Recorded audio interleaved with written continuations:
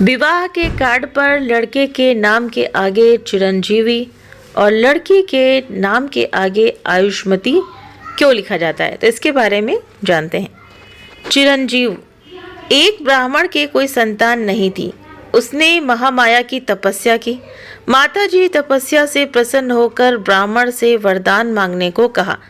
ब्राह्मण ने वरदान में पुत्र मांगा। माता ने कहा, मेरे पास 2 तरह के पुत्र हैं।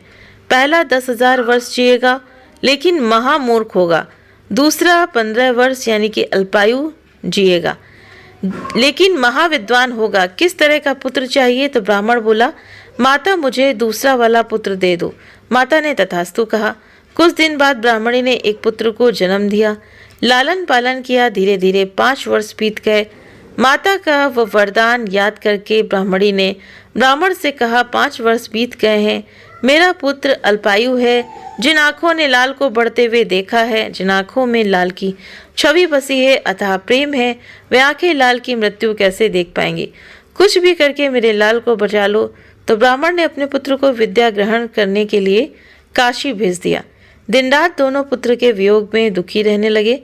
धीरे धीरे समय बीता। पुत्र के मृत्यु का समय निकट आया। काशी के एक सेठ ने अपनी पुत्री के साथ उस ब्राह्मण पुत्र का विवाह कर दिया। पति पत्नी के मिलन की रात उसकी मृत्यु की रात थी। यमराज नाग रूप धारण कर उसके प्राण हरने के लिए आए। उसके पति को डस लिया। पत्नी ने नाग को पकड़ के कमंडल में बंद कर दिया जब तक उसके पति की मृत्यु हो चुकी थी। पत्नी महामाया की बहुत बड़ी भक्त थी। वो अपने पति को जीवित करने के लिए माँ की आराधना करने लगी। आराधना करते करते 1 माह बीत गया। पत्नी के सतीत्व के आगे सृष्टि में त्राही त्राही मच गई। यमराज कमंडल में बंद थे। यमलोक की सारी गतिविधियां रुक गईं। देवों ने माता से अनुरोध किया और कहा, हे माता, हम लोगों ने यमराज को छुड़ाने की बहुत कोशिश की लेकिन छुड़ा नहीं पाए। हे जगदम्बा, अब तू ही यमराज को छुड़ा सकती है। माता जगदम्बा प्रकटी और बोली, हे बेटी, जिस नाग को तूने कमंडल में बंद किया है वे स्वयं यमराज हैं। उनके बिना यमलोक के सारे कार्य रुक गए हैं। हे पुत्री, यमराज को आज़ाद कर दे। माता के आदेश का पालन करते हुए दुल्हन ने कमंडल से यमराज को आज़ाद कर दिया। यमराज कमंडल से बाहर आए। माता को तथा दुल्हन के सतीत्व को प्रणाम किया। माता की आज्ञा से यमराज ने उसके पति के प्राण वापस कर दिए तथा चिरंजीवी रहने का वरदान दिया और उसे चिरंजीव कह के पुकारा। तब से लड़के के नाम के आगे चिरंजीव लिखने की प्रथा चली। आयुष्मती। राजा आकाश के घर कोई संतान नहीं थी। नारद जी ने कहा, सोने के हल से धरती का दोहन करके उस भूमि पे यज्ञ करो, संतान जरूर प्राप्त होगी।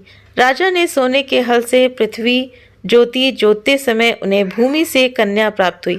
कन्या को महल लेकर आए। राजा देखते हैं महल में एक शेर खड़ा है जो कन्या को खाना चाहता है। डर के कारण राजा के हाथ से कन्या छूट गई। शेर ने कन्या को मुख में धर लिया। कन्या को मुख में धरते ही शेर कमल पुष्प में परिवर्तित हो गया। उसी समय विष्णु जी प्रकटे और कमल को अपने हाथ से स्पर्श किया।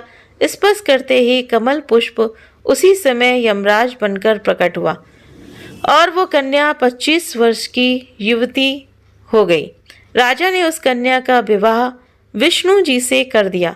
यमराज ने उसे आयुष्मती कह के पुकारा और आयुष्मती का वरदान दिया।